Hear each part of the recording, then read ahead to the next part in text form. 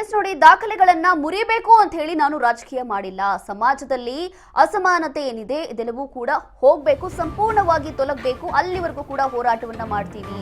ಮೈಸೂರಿನಲ್ಲಿ ತಮ್ಮ ದಾಖಲೆ ಬಗ್ಗೆ ಸಿಎಂ ಸಿದ್ದರಾಮಯ್ಯ ಫಸ್ಟ್ ರಿಯಾಕ್ಷನ್ ಕೊಟ್ಟಿದ್ದಾರೆ. ಅರಸು ಅವರ ದಾಖಲೆಯನ್ನ ಸರಿಗಟ್ಟಿರುವ ಬಗ್ಗೆ ಉತ್ತರ ಕೊಟ್ಟಿದ್ದಾರೆ. ಸಿಎಂ ಆಗಿ ಅವಧಿ ಪೂರ್ಣಗೊಳಿಸುವ ವಿಶ್ವಾಸ ನನಗಿದೆ ಅಂತ ಹೇಳಿದ್ದಾರೆ. ವರಿಷ್ಠರು ತೀರ್ಮಾನ ಮಾಡಬೇಕಾಗಿದೆ ಅಂತ ಹೇಳಿದ್ದಾರೆ ಸಿಎಂ ಸಿದ್ದರಾಮಯ್ಯ. ಮೈಸೂರಿನಲ್ಲಿ ಇವತ್ತು ಸಿಎಂ ಸಿದ್ದರಾಮಯ್ಯ ಮಾತನಾಡಿದ್ದಾರೆ.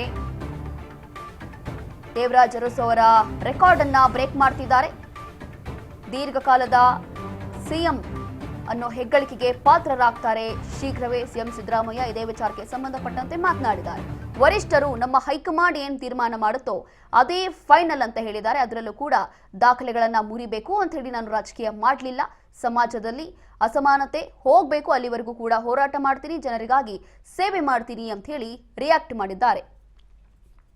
ದಾಖಲೆಗಳನ್ನ ಮುರಿಬೇಕು ಅಂತ ರಾಜಕೀಯ ಮಾಡಲಿಲ್ಲ, ಕಾಕ್ತಾಳೀಯ ಬಂದಿದೆ ಅಷ್ಟೇ.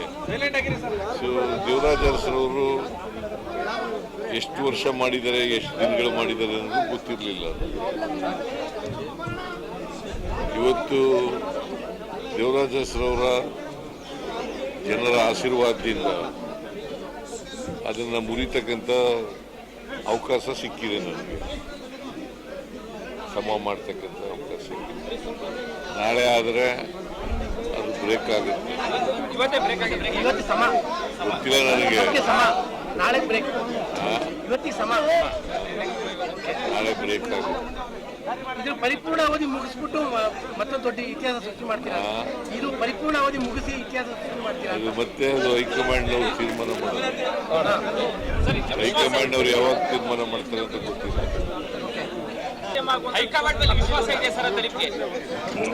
ವಿಶ್ವಾಸ ಇದೆ. ವಿಶ್ವಾಸ ಇಲ್ಲದವರು ಚೀಫ್ ಮಿನಿಸ್ಟರ್ ಹೆಂಗಿದೆ?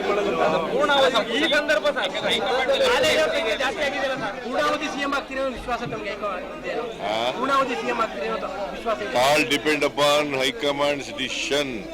ಯಾವುದೋ ದಾಖಲೆಗಳನ್ನ ಮುರಿಬೇಕು ಅಂತ ರಾಜಕೀಯ ಮಾಡಲಿಲ್ಲ, ಕಾಕ್ತಾಳೀಯ ಬಂದಿದೆ ಅಷ್ಟೇ. ದೇವರಾಜ್ ಅರಸರವರು ಎಷ್ಟು ವರ್ಷ ಮಾಡಿದ್ದಾರೆ, ಎಷ್ಟು ದಿನಗಳು ಮಾಡಿದ್ದಾರೆ ಅನ್ನೋದು ಗೊತ್ತಿರಲಿಲ್ಲ. ಇವತ್ತು ದೇವರಾಜ್ ಅರಸರವರ ಜನರ ಆಶೀರ್ವಾದದಿಂದ ಅದನ್ನ ಮುರಿತಕ್ಕಂಥ ಅವಕಾಶ ಸಿಕ್ಕಿದೆ ನನಗೆ, ಸಮ ಮಾಡ್ತಕ್ಕಂಥ ಅವಕಾಶ ಸಿಕ್ಕಿದೆ. ನಾಳೆ ಆದರೆ ಅದು ಬ್ರೇಕ್ ಆಗುತ್ತೆ, ಗೊತ್ತಿಲ್ಲ ನನಗೆ. ನೋಡಿ, ಇಲ್ಲಿ ರಾಜಕೀಯ ಮಾಡಬೇಕು ಅಥವಾ ಬೇರೆ ಏನೋ ಮಾಡಬೇಕು ಅಂತ ಹೇಳಿ ನಾನು ರಾಜಕೀಯಕ್ಕೆ ಬರಲಿಲ್ಲ. ಬಂದಿರೋದು ಜನರ ಸೇವೆ ಮಾಡಲಿಕ್ಕೆ. ಇನ್ನು ಕನಿಷ್ಠ 5 ವರ್ಷ ಆದರೂ ನಾನೇ ಸಿಎಂ ಆಗಿರ್ತೀನಿ ಅನ್ನುವಂಥ ಒಂದು ವಿಶ್ವಾಸ ನನಗಿದೆ. ಹೈಕಮಾಂಡ್ ಏನು ನಿರ್ಧಾರ ಮಾಡುತ್ತಲ್ಲ ಅದೇ ಫೈನಲ್ ಅಂತ ಹೇಳಿದ್ದಾರೆ ಸಿಎಂ ಸಿದ್ದರಾಮಯ್ಯ.